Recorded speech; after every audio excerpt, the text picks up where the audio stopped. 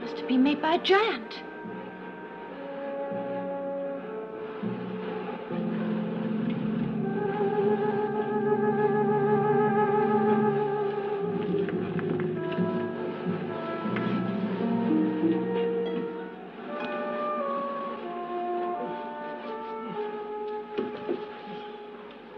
What do you make of this? Well, it could be a perfectly ordinary footprint, Susan. And the sun's melted the edges and made it look a bit bigger. You all right, Doctor? Yes, a little bit out of breath. Oh, that's quite understandable. After all, we're several thousand feet above sea level. Do you know where we are then, Grandfather? Well, I directed the ship towards Earth, and it looks as though I've been successful. But what about that? That? Well, I can't see anything without my glasses. Anyway, I don't like this place. You'll have to excuse me. I've got a lot of work to do first, and then we must leave. Barbara, I wonder. Do you think it could be the Earth? If it were, where do you think we could be? In the Alps? Oh, it could be the Andes. Himalayas. Roof of the world. The roof of the world. I wonder. If only. Well, the doctor isn't very reliable, you know. Mustn't count on it. Dear, we're always in trouble. Isn't this extraordinary? It follows us everywhere. What's the matter? All the lights in the ship have gone out.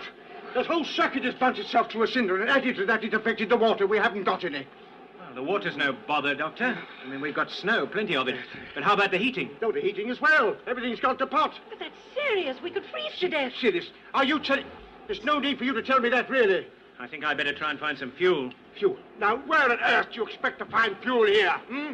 Well, I must try, mustn't I? Oh, well, I wish you luck. I'll come with you, Ian. Thank you. Yes, me too. No, Susan, you stay here. You stay with me, Charles. You might be able to help me.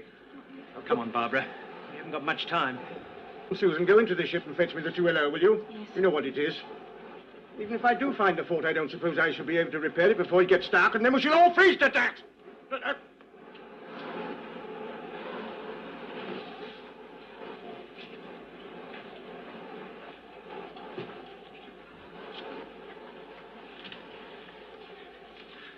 Ian, wait a minute.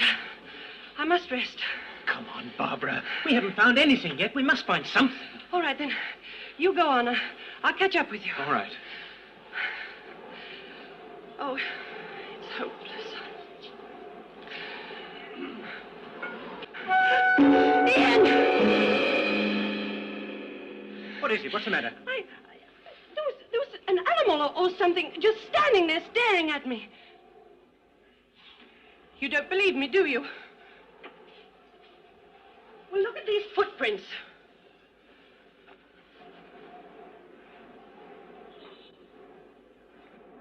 I'd better take you back to the ship. Can you mend it, Grandfather, or have you got to make a new one? I'm afraid it's going to mean a new one, dear, and it's going to take me days. Oh, I don't know, really. I'm always in the... Well, Chesterton. Just as you predicted, Doctor. Nothing but snow and ice. Have you found the fault? Yes, but it's going to take such a long time we don't have. Now, the only chance is to try and get down to a lower altitude and you know, before it gets cold, and then we... Doctor, there are strange things on the mountain. I saw one of them. What you talking about now? Well, I only saw a print. Print? What sort of print? Paws? Hooves? What? To tell you the truth, I thought it was made by a fur boot. No, Ian, I'm sure it wasn't human. If it were, that means there's shelter nearby.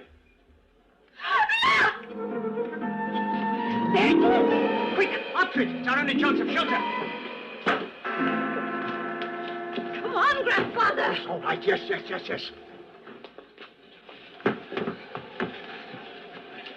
Which way did it go?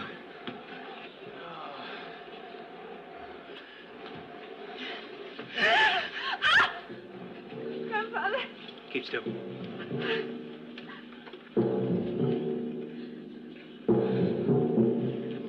We're travelers, lost on the mountains.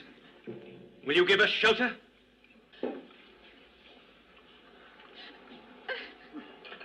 Hear me, Mongols. In these parts live evil spirits who take our likeness to deceive us and then lead us to our deaths. Let us therefore destroy these evil spirits before they destroy us. We're not evil spirits. We are people like yourselves. Destroy them. Stop! Put up your swords. Would you have us killed? These are evil spirits. I command you in the name of Kublai Khan. The old man has the mountain sickness. Yes, he has. My caravan is further down the pass. Come. Come on, Doctor.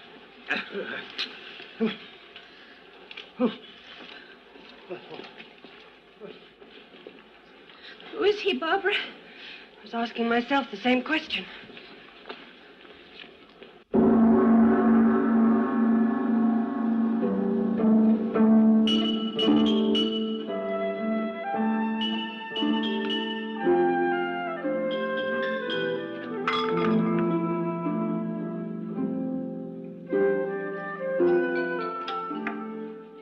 We have guests, Ping Cho.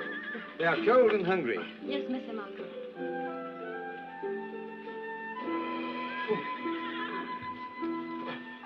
Oh, sit down, Doctor.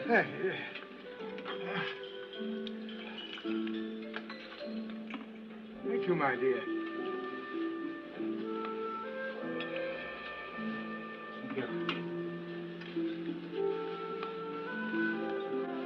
He's not like her, or any of the others.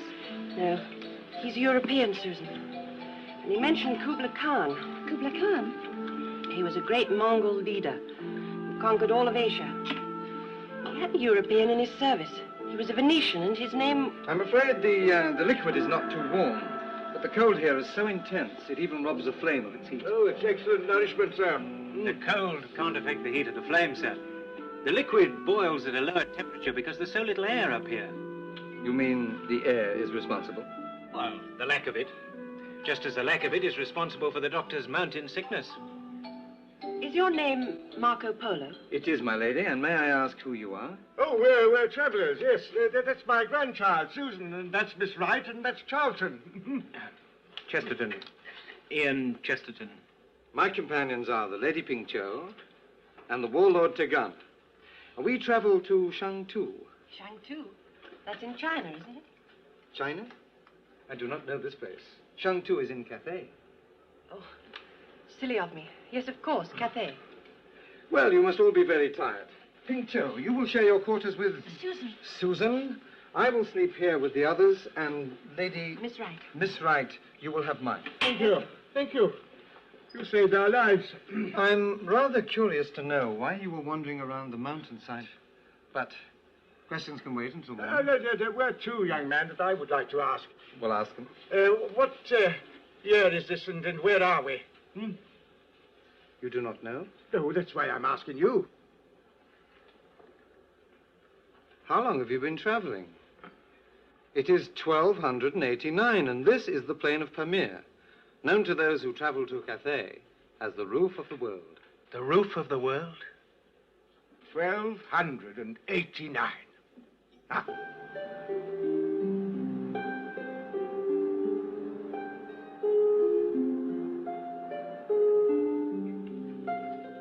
Are you asleep, Susan? No.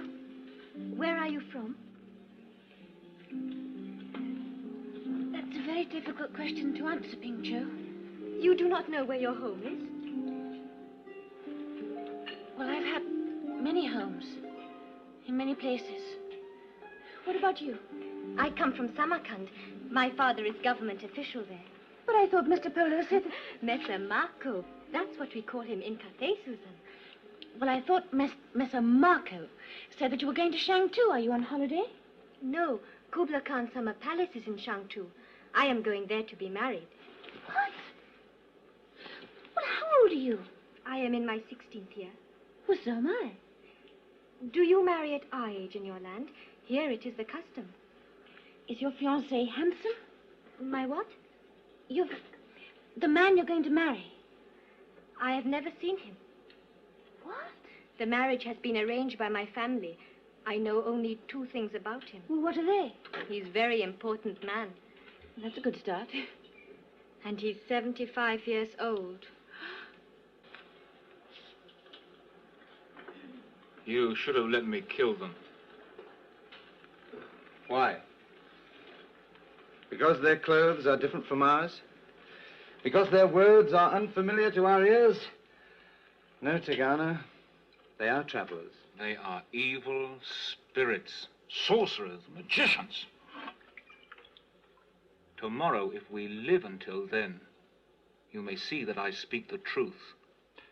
I think the sun's rays will dispel the shadows from your mind, Tigana. Is that what you believe? Listen. The carriage they travel in has no wheels. It just stands there like a warlord's tomb on one end. And another thing, it is not large enough to carry 4 people. It must be. I say it is not, and yet I saw all 4 walk from it. Upon my sword, I swear it to you.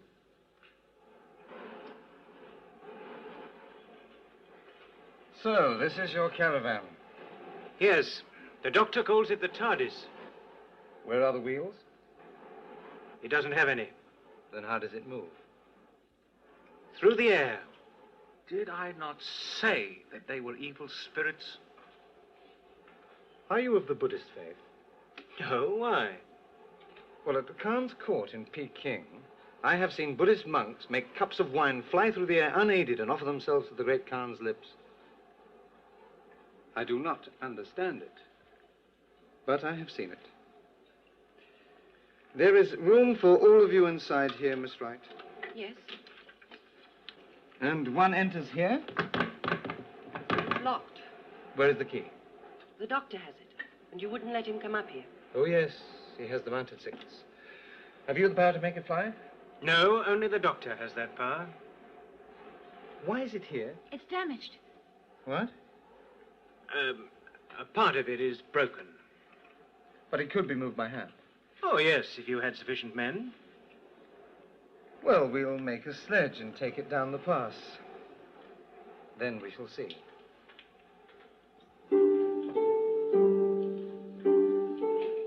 Pinchot. This smells very, very good. What is it? Bean sprout soup, my lord. Ah, allow me. Oh, it's delicious. My lord is Delicious. kind.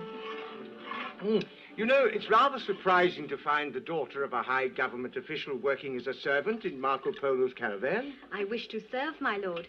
Although among Messer Marco's retinue, there is a man who calls himself a cook. His name wouldn't be Tigana, would it? Oh, no, my lord. The warlord Tugana is a special emissary from the camp of a great Mongol lord called Nogai, who has been at war with Kubla Khan. Yeah, Mongol fighting Mongol. The war is over, my lord. Nogai has sued for peace, and Tugana travels to Kublai's court to discuss the armistice terms. Yes, well, for an emissary of peace, I must say he has rather bloodthirsty habits, hasn't he? I find your caravan most unusual, Doctor. Yes, Messer Marco, it is different. And in need of repair. That is true. Messer Marco has ordered a sledge to be made. He's going to bring the TARDIS down here. Oh, indeed. That's charming of you. Very charming, Laura. It won't take me very long to repair, a day or so, but I assure you that I shall not hold up your journey any longer than is necessary. I'm afraid we can't stay here. One crosses the plain of Pamir as quickly as possible. However, we will be spending a few days at Lop. Lop? Where's that? It's a town on the edge of the Gobi Desert, beyond Kashgar and Yarkand. I see, and you will be taking us along with you, including the TARDIS. Doctor, I once transported an entire army and its equipment from Cathay to India, all without loss. Oh, good, good. Then I can work as we proceed, yes. No. Why not? that the Mongol bearers still half believe that you are evil spirits. They also believe that outside your caravan you are harmless. However, should any of you attempt to enter, there would be trouble. I see. You saved our lives, Mr. Marco. And the least we can do is to respect your wishes. No one will enter the TARDIS until we reach Luck. Good.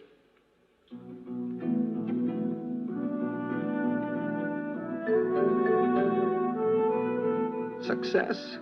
My plan has worked. The strangers and their unusual caravan accompany me to Lop. Our route takes us across the roof of the world, down into the Kashgar Valley and southeast to Tarkand. Here we join the old Silk Road, along which the commerce and culture of 1,000 years has traveled to and from Cathay. I wonder what the strangers' reaction will be when I tell them what I propose to do.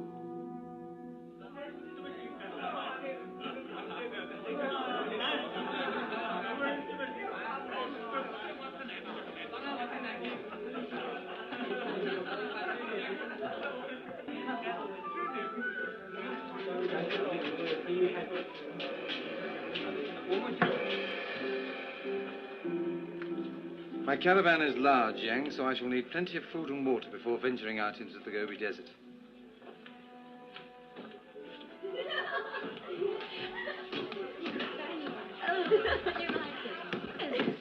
Is the accommodation to your liking, Ping Cho? Thank you, Mr. Marco. It is most comfortable. Oh, I think it's fab.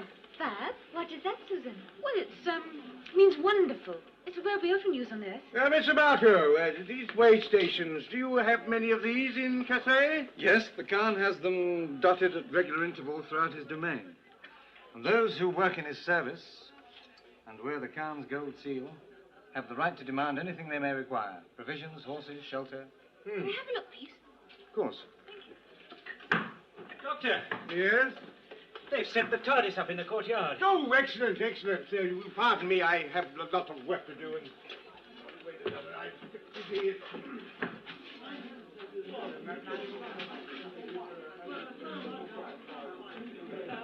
What does this mean? Please sit down, Doctor. I don't wish to sit down. I want you to call your guards off. Please be seated. No, I beg you to hear me out. but I have work to do. I think perhaps we should listen to him. Come on. Oh. Very well. My home is Venice. I left there with my father and my uncle to come to Cathay in 1271. The journey to Peking took us 3.5 years. When I arrived at the Khan's court, I was 21. I was an alert young man, good at languages, and willing to learn. The Khan liked me. Oh, really? On my 25th birthday, I was given an appointment in the Khan's service. 1277. It was, as you say, 1277. Since then, I have traveled to every corner of his domain and beyond it. 2 years ago, my father, my uncle, and I asked the Khan for permission to go home. He refused. I think we had all served him too well. Well, I really don't see what this has to do with my repairing the TARDIS. Doctor, I have not seen my home for 18 years. I want to go back. Well, ask the Khan again. I intend to. But this time, I shall offer him a gift so magnificent that he will not be able to refuse me. You mean to give the doctor's caravan to him? Yes, You're mad. you can make another. What, in Peking or Shangchu? You do me an injustice, Doctor. I will not leave you stranded in Cathay, just as I did not let you die on the mountain. No, you will come with me to Venice and make another one there. Oh, you think so, really? Oh, no. Oh, no. Marco, it's impossible. Surely for a man who possesses a flying caravan, all things are possible. No. We need special metals, materials, things that don't exist in Venice. I'm afraid you don't understand all the problems involved. And neither do you, young man. Well, travel home by ship. We trade with every port in the world. It may take you longer, but you'll get there eventually. Eventually. He doesn't know what he's talking about. The man's a lunatic. No, Doctor, desperate. There are many men who are jealous of the Polo influence at court. And the Khan suffers from an affliction for which there is no cure. What's that? Old age. If he dies, I may never see Venice again. Well, that is your problem, not mine. I have just made it yours, Doctor. But you do see Venice again, Marco. I know you do. What makes you so sure that the doctor's caravan is a suitable present? The doctor is the only one who can fly it. I told you about the Buddhist monks. They will discover its secret. A caravan that flies. Do you imagine what this will mean to the Khan? It will make him the most powerful ruler the world has ever known. Stronger than Hannibal, mightier than Alexander the Great. Marco, you don't understand. I refuse to listen to any more. My mind is made up. Your caravan goes with me to Kublai Khan. Come on, come and sit down. Make funny bets. Grandfather! It's goodbye, see, he says. Why are you laughing? He means it. Doctor, he's serious. I know he is, yes. What are you going to do? Oh, I haven't the faintest idea.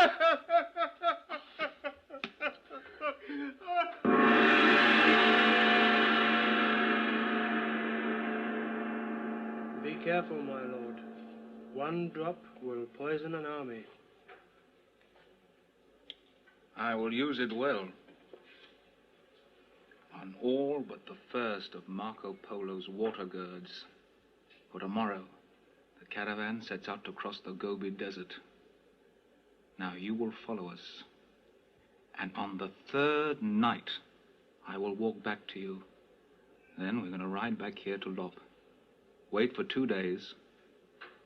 And then return to the caravan to collect the thing of magic that will bring the mighty Kublai Khan to his knees.